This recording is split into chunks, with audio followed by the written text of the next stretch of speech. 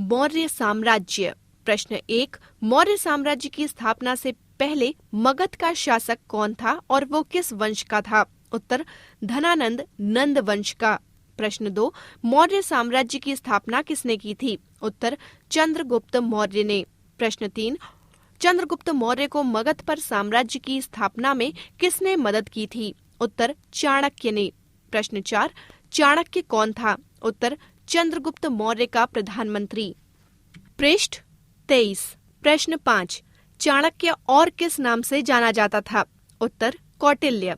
प्रश्न 6, चंद्रगुप्त मौर्य का संबंध किस वंश से था? उत्तर, ब्राह्मण परंपरा के अनुसार वो शूद्र था, किंतु बौद्ध एवं जैन परंपरा के अनुसार वो क्षत्रिय था। प्रश्न 7, चाणक्य किस वर्ण का था? उत्तर, ब्राह्मण।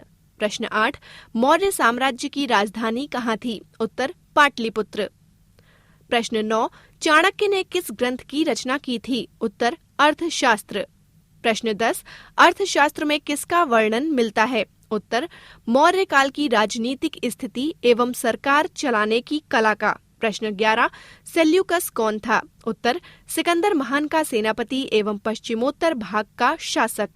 प्रश्न 12, मेगस्थनीज कौन था? उत्तर, मेगस्थनीज चंद्रगुप्त मौर्य के दरबार में सेल्यूकस का राजदूत था। प्रश्न 13, मेगस्थनीज ने किस किताब की रचना की थी? उत्तर, इंडिका। प्रश्न 14, जूनागढ़ यानी गुजरात स्थित सुदर्शन झील का निर्माण किसने करवाया था? उत्तर, चंद्रगुप्त मौर्य ने। प्रश्न 15, चंद्रगुप्त मौर्य ने अपने जीवन के अंतिम चरण में कौन सा धर्म ग्रहण किया था? उत्तर, जैन धर्म। प्रश्न 16, किसके संपर्क में आकर चंद्रगुप्त मौर्य ने जैन धर्म ग्रहण किया? उत्तर, जैन मुनि भद्रबाहु के। प्रश्न 17, मौर्य काल में शिक्षा का सबसे बड़ा केंद्र कहाँ था? उत्तर, तक्षशिला विश्वविद्यालय, तक्षशिला में। प्रश्न 18, चंद्रगुप्त मौर्य की मृत्यु किस प्रकार और कहाँ हुई? उत्तर, श्रवणबेलगोला जो मैसूर में है, श्रवणबेलगोला नामक स्थान पर जो कि मैसूर में है, अनशन उपवास के द्वारा अपना शरीर त्याग दिया। प्रश्न 19, उस पहाड़ी का क्या नाम है जिस पर चंद्रगुप्त मौर्य ने अपना शरीर त्यागा था? उत्तर, चंद्रगिरी। प्रश्न 20, चंद्रगुप्त मौर्य की मृत्यु कब हुई थी? उत्तर, 298 ईसा पूर्व। प्रश्न 21, चंद्रगुप्त मौर्य ने मगध पर कब से कब तक शासन किया था? उत्तर, 322 ईसा पूर्व से 298 ईसा पूर्व तक। प्रश्न 22, चंद्रगुप्त मौर्य के बाद मौर्य साम्राज्य का शासक कौन हुआ? उत्तर, चंद्रगुप्त मौर्य का पुत्र बिंदुसार। पृष्ठ 24। प्रश्न 23, यूनानियों ने बिंदुसार को कौन सा नाम दिया था? उत्तर, अमित्रघात। प्रश्न 24, बिंदुसार मगध साम्राज्य का शासक कब बना था? उत्तर, 298 ईसा पूर्व में। प्रश्न 25, अमित्रघात का अर्थ क्या होता है? उत्तर, शत्रु का नाश करने वाला। प्रश्न 26, बिंदुसार के कितने पुत्र थे? उत्तर, कहा जाता है कि उसको 100 पुत्र थे। राजकुमार सुसीम सबसे बड़ा था, सबसे छोटा अशोक था। प्रश्न 27, बिंदुसार के शासनकाल में तक्षशिला का राज्यपाल यानी शासक कौन था? उत्तर, बिंदुसार का बड़ा पुत्र राजकुमार सुसीम। प्रश्न 28, बिंदुसार के शासनकाल में अशोक कहाँ का राज्यपाल यानी शासक था? उत्तर, उज्जैन। प्रश्न 29, बिंदुसार के शासनकाल में किस स्थान पर विद्रोह हुआ था और क्यों? उत्तर, तक्षशिला में राजकुमार सुसीम के कुशासन के कारण। प्रश्न 30, बिंदुसार के समय तक्षशिला में हुए विद्रोह के दमन के लिए किसे भेजा गया था? उत्तर, अशोक को। प्रश्न 31, बिंदुसार ने सीरिया के राजा एंटियोकस से किस चीज की मांग की थी और उसका उत्तर क्या मिला था? उत्तर, बिंदुसार ने मीठी शराब, सूखा अंजीर और एक दार्शनिक भेजने का आग्रह किया था। सीरिया के शासक ने शराब और अंजीर भेज दिया, किंतु दार्शनिक भेजने पर असमर्थता जाहिर की, क्योंकि यूनानी विधि के अनुसार दार्शनिकों का विक्रय वर्जित यानी मना था। प्रश्न 32, बिंदुसार के शासनकाल में तक्षशिला में कितने विद्रोह हुए थे? उत्तर, 2। प्रश्न 33, बिंदुसार के शासनकाल में तक्षशिला में हुए दूसरे विद्रोह को दबाने के लिए किसे भेजा गया था? उत्तर, राजकुमार सुसीम को। प्रश्न 34, बिंदुसार ने कब से कब तक शासन किया था? उत्तर 298 ईसा पूर्व से 273 ईसा पूर्व तक। प्रश्न 35 बिंदुसार की मृत्यु कब हुई? उत्तर 273 ईसा पूर्व।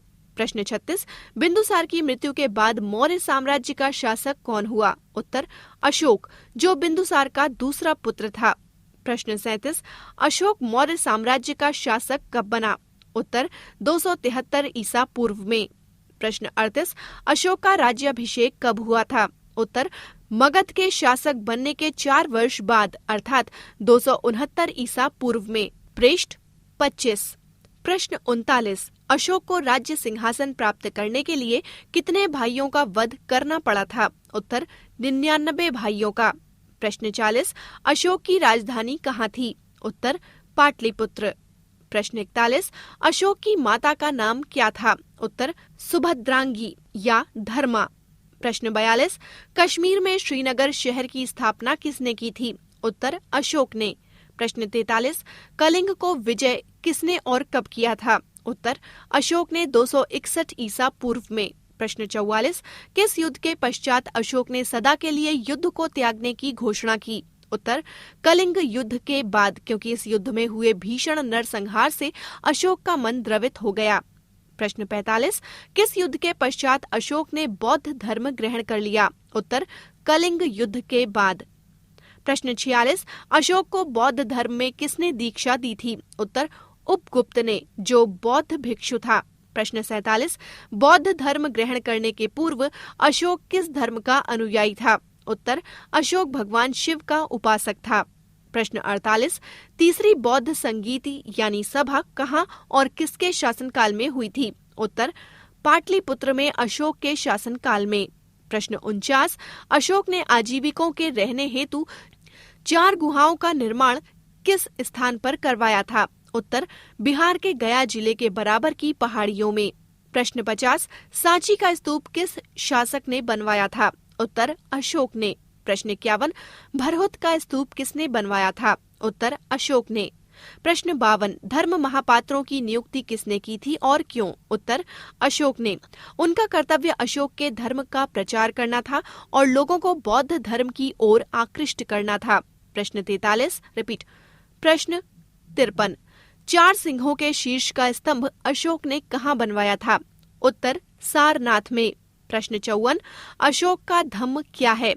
उत्तर धम्म संस्कृत शब्द धर्म का प्राकृतिक रूप है, जिसे अपनाकर मनुष्य सदाचारी बन सकता है। पृष्ठ 26। प्रश्न 55 अशोक ने अपने पुत्र महेंद्र एवं पुत्री संघमित्रा को बौद्ध धर्म के प्रचार के लिए कहाँ भेजा था? उत्तर श्रीलंका में। प्रश्न 56 अशोक के इतिहास की संपूर्ण जानकारी हमें किस स्रोत से मिलती है? उत्तर अभिलेखों के द्वारा। प्रश्न 57 अपने धम्म के प्रचार के लिए अशोक ने किन साधनों का उपयोग किया? उत्तर उसने विभिन्न स्थानों पर शिलाओं तथा स्तंभों पर धम्म के विचारों को लिखवाया। प्रश्न 58 अशोक के अभिलेखों को प्रमुख रूप से कितने वर्गों में बांटा गया है? उत्तर शिलालेख, स्तंभ लेख तथा गुहालेख। प्रश्न 59 अशोक के अभिलेख किस लिपि में लिखे गए थे? उत्तर ब्राह्मी, खरोष्ठी, ग्रीक एवं आर्मेइक में। प्रश्न 60 अफगानिस्तान से किस लिपि के अभिलेख मिले हैं? उत्तर ग्रीक एवं आर्मेइक। प्रश्न 61 अशोक के शिलालेख कितने हैं? इन्हें पढ़ने में सर्वप्रथम किसे सफलता मिली? उत्तर 14 शिलालेख हैं। इसे सर्वप्रथम 1837 ईस्वी में जेम्स प्रिंसेप ने पढ़ने में सफलता प्राप्त की। ये 8 स्थानों पर पाए गए हैं। पहला शहबाजगढ़ी स्थान पेशवा पाकिस्तान में, इसका विषय था पशुवध निषेध एवं निंदा। दूसरा शिलालेख मानसेहरा है, जो कि हजारा पाकिस्तान में है और इसका विषय है पशु एवं मनुष्य दोनों की चिकित्सा व्यवस्था का। तीसरा शिलालेख गिरनार का है। ये स्थापित है जूनागढ़ काठियावाड़ में और इसमें धम्म के धार्मिक नियमों का उल्लेख किया गया है। चौथा शिलालेख धौली का है, जो पुरी जिला उड़ीसा में है और इसमें उल्लेख किया गया है धर्म से संबंधित शेष नियमों का। पांचवा शिलालेख कालसी का है, जो देहरादून में है और इसका विषय है धम्म महापात्रों की नियुक्ति। छठा शिलालेख जौगढ़ का है, गंजाम आंध्र प्रदेश में। और इसमें आत्मनियंत्रण की शिक्षा दी गई है। 7वां शिलालेख सोपारा का है, थाना महाराष्ट्र में, और इसमें अशोक की तीर्थ यात्राओं का उल्लेख किया गया है। 8वां शिलालेख एरागुड़ी का है, कुर्नूल आंध्र प्रदेश में, इसमें अशोक की तीर्थ यात्राओं का वर्णन है। प्रश्न 62, अशोक के 9वें से 14वें शिलालेख में किन विषयों का वर्णन है? उत्तर, 9वें शिलालेख में सच्चे शिष्टाचार का उल्लेख है। 10वें शिलालेख में राजा तथा पदाधिकारी को हर समय प्रजा के हित में सोचने का उल्लेख है। 11वें शिलालेख में धम्म विजय की विशेषताओं का वर्णन है। 12वें शिलालेख में सभी धर्म का सम्मान समान रूप से करने का उल्लेख है। 13वें शिलालेख में कलिंग युद्ध का वर्णन एवं अशोक के हृदय परिवर्तन का वर्णन है। 14वें शिलालेख में अशोक ने जनता को धार्मिक जीवन जीने को प्रेरित किया है। प्रश्न 63, अशोक के लघु शिलालेख से कौन सी जानकारी मिलती है? उत्तर, लघु शिलालेख के माध्यम से अशोक के व्यक्तिगत जीवन के इतिहास के बारे में जानकारी मिलती है। पृष्ठ 27। प्रश्न 64, लघु शिलालेखों की संख्याएं कितनी हैं और ये किन स्थानों में पाए गए हैं? उत्तर, ये 13 हैं और ये निम्नलिखित स्थानों में पाए गए हैं। पहला लघु शिलालेख है मास्की, जो कि स्थित है रायचूर आंध्र प्रदेश में। दूसरा लघु शिलालेख भब्रू वैराट, जो जयपुर राजस्थान में है। तीसरा शिलालेख एरागुडी, जो कुर्नूल आंध्र प्रदेश में है। चौथा लघु शिलालेख है ब्रह्मगिरी, ये कर्नाटक में है। 5वां सिद्धपुर है, जो कि कर्नाटक में है। 6ठा सासाराम का लघु शिलालेख है, जो बिहार में स्थित है। 7वां लघु शिलालेख है गुर्जरा, जो कि दतिया मध्य प्रदेश में है। 8वां लघु शिलालेख है गोवीमठ, ये मैसूर कर्नाटक में स्थित है। 9वां शिलालेख है अहरौरा, जो कि मिर्जापुर उत्तर प्रदेश में है। 10वां लघु शिलालेख है रूपनाथ, जबलपुर मध्य प्रदेश में स्थित है। 11वां लघु शिलालेख है राजुल मंडीगिरी, ये कुर्नूल आंध्र प्रदेश में स्थित है। 12वां लघु शिलालेख है जंटिंग रामेश्वर, जो कि ब्रह्मगिरी के पास कर्नाटक में स्थित है। 13वां लघु शिलालेख है पालकी गुंडू, जो मैसूर कर्नाटक में स्थित है। प्रश्न 65, अशोक के स्तंभ लेख कितने हैं और ये किन स्थानों पर पाए गए हैं? उत्तर, अशोक के स्तंभ लेखों की संख्या 7 है। ये भारत के पृथक पृथक 6 स्थानों पर प्राप्त हुए हैं। इनका विवरण इस प्रकार है। पहला स्तंभ लेख है तोपरा, हरियाणा के अंबाला जिले के तोपरा में 2 स्तंभ लेख मिले हैं। दूसरा स्तंभ लेख मेरठ में उत्तर प्रदेश में है। तीसरा स्तंभ लेख प्रयाग इलाहाबाद, जो कि उत्तर प्रदेश में है। चौथा स्तंभ लेख लौरिया अरेराज का है, चंपारण बिहार में। 5वां स्तंभ लेख है लौरिया नंदगढ़, चंपारण बिहार में। 6ठा स्तंभ लेख है रामपुरवा, चंपारण बिहार में। प्रश्न 66, स्तंभ लेख में किस प्रकार का विवरण मिलता है? उत्तर, अशोक के स्तंभ लेख में धर्म यानी धम्म प्रचार, साधन एवं उपाय का विवरण प्राप्त होता है। प्रश्न 67, लघु स्तंभ लेख से किस प्रकार की जानकारी प्राप्त होती है? प्रमुख लघु स्तंभ लेखों की संख्या कितनी है? उत्तर, इस लघु स्तंभ लेख से अशोक की राजकीय घोषणाओं का विवरण मिलता है। प्रमुख लेख और प्राप्ति स्थान इस प्रकार हैं। पहला लघु स्तंभ लेख सारनाथ वाराणसी उत्तर प्रदेश में है। दूसरा सांची का लघु स्तंभ लेख है, जो रायसेन मध्य प्रदेश में है। तीसरा कौशाम्बी इलाहाबाद में है। चौथा रुम्बिनदेई है, जो नेपाल की तराई में है। 5वां निगलीवा है, जो निगाली सागर नेपाल में है। 6ठा रानी का स्तंभ है, जो कि इलाहाबाद के किले में है। पृष्ठ 28। प्रश्न 68, अशोक का गुहालेख किस स्थान पर पाया गया है? उत्तर, ये लेख गया बिहार के निकट बराबर की पहाड़ियों में है। इन गुहाओं यानी गुफाओं को अशोक ने आजीवकों को दान दिया था। प्रश्न 69, मौर्य साम्राज्य कितने राज्यों में बटा था? उत्तर, 5 राज्यों में। पहला उत्तरापथ, इसकी राजधानी तक्षशिला थी। दूसरा अवंती, इसकी राजधानी उज्जैनी थी। तीसरा कलिंग, इसकी राजधानी तोसली थी। चौथा दक्षिणापथ, इसकी राजधानी सुवर्णगिरी थी। तथा 5वां मध्य प्रदेश या प्राची, जिसकी राजधानी पाटलिपुत्र थी।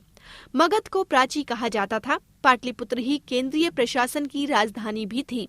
प्रश्न 70, मौर्य साम्राज्य का केंद्रीय प्रशासन किस प्रकार का था? उत्तर, प्रशासन की सारी शक्ति राजा के पास होती थी। मुख्यतः उसके पास वैधानिक, कार्यकारी, न्यायिक एवं सैनिक मामलों का पूरा अधिकार था। प्रश्न 71 मौर्य काल में सम्राट यानी राजा की सहायता के लिए किस प्रकार की व्यवस्था की गई थी? उत्तर सम्राट की सहायता के लिए एक मंत्री परिषद की व्यवस्था की गई थी, जिसमें मंत्रियों की संख्या 18 थी। मंत्री, पुरोहित, सेनापति तथा युवराज को 18 मंत्रियों में प्रमुख स्थान दिया गया था। इसी प्रकार प्रशासन को सफलतापूर्वक चलाने के लिए 18 विभागों की स्थापना की गई थी, जिन्हें तीर्थ कहा जाता था। प्रत्येक विभाग का प्रधान अमात्य कहलाता था। प्रश्न 72 मौर्यकालीन मंत्रिपरिषद में कौन कौन से पद थे? उत्तर मौर्यकालीन मंत्रिपरिषद में पदों का विवरण इस प्रकार है। नंबर 1 मंत्री, शासन का सर्वोच्च पदाधिकारी अर्थात प्रधानमंत्री, जो महत्वपूर्ण विषयों पर राजा को परामर्श देता था। नंबर 2 पुरोहित, राजा को परामर्श देने वाला। नंबर 3 सेनापति, सेना का संगठन तथा युद्ध का प्रबंध करने वाला। नंबर 4 युवराज, राजा को प्रत्येक कार्य में सहायता देने वाला। नंबर 5 समाहर्ता, कर एकत्रित करने वाला। नंबर 6 सन्निधाता, कोषाध्यक्ष। नंबर 7 व्यावहारिक यानी न्यायाधीश। नंबर 8 दंडपाल, जो कि पुलिस का प्रधान अधिकारी था। नंबर 9 पौर, राजधानी का शासक था। नंबर 10 अंतवर्षिक, जो अंतःपुर का रक्षक था। नंबर 11 प्रदेष्टा, जो नैतिक अपराधों का प्रमुख न्यायाधीश था। नंबर 12 नायक, जो कि नगर का प्रमुख अधिकारी था। नंबर 13 प्रशासता, जो कि पुलिस विभाग का अध्यक्ष था। नंबर 14 दुर्गपाल, जो कि किले का रक्षक था। नंबर 15 कर्मांतिक, जो कि कारखाने का अधिकारी अथवा उद्योग मंत्री था। नंबर 16 अंतःपाल, जो देश की सीमाओं की रक्षा करने वाला था। नंबर 17 मंत्रिपरिषदाध्यक्ष, जो कि मंत्रिपरिषद का प्रधान था। नंबर 18 आठविक, जो जंगल विभाग का अध्यक्ष था। पृष्ठ 29 प्रश्न 73 मौर्य शासनकाल में आम जनता की भाषा क्या थी? उत्तर पाली। प्रश्न 74 मौर्य शासनकाल में लोगों का मुख्य पेशा क्या था? उत्तर कृषि। प्रश्न 75 मौर्य शासनकाल में कृषक अपनी उपज का कितना भाग कर के रूप में देते थे? उत्तर 1/4 भाग कर के रूप में देते थे। प्रश्न 76 मौर्य शासनकाल में पाटलिपुत्र के अधिकतर भवन किस चीज के बने हुए थे? उत्तर लकड़ी के। प्रश्न 77 मौर्य काल में कौन सा सिक्का प्रचलित था और वो किस चीज का बना था? उत्तर मौर्य काल में पण नामक सिक्का प्रचलित था, जो कि चांदी का बना होता था। प्रश्न 78 अशोक ने मगध पर कब से कब तक शासन किया? उत्तर 273 ईसा पूर्व से 232 ईसा पूर्व तक। प्रश्न 79 मौर्य वंश का सबसे प्रतापी सम्राट कौन था? उत्तर अशोक। प्रश्न 80 मौर्य काल में ऊनी वस्त्र उत्पादन का मुख्य केंद्र क्या था? उत्तर कश्मीर। प्रश्न 81 मौर्य वंश का शासन कब समाप्त हुआ? उत्तर 185 ईसा पूर्व। प्रश्न 82 मौर्य वंश का अंतिम शासक कौन था? उत्तर बृहद्रथ। प्रश्न 83 अशोक के बाद बौद्ध धर्म के ह्रास का क्या कारण था? उत्तर बौद्ध भिक्षुकों में अनैतिक गुणों की वृद्धि। प्रश्न 84 मौर्य वंश के बाद किस वंश की नींव पड़ी? उत्तर शुंग वंश की। प्रश्न 85 शुंग साम्राज्य की स्थापना किसने की? उत्तर पुष्यमित्र शुंग ने, जो मौर्य साम्राज्य में मंत्री था।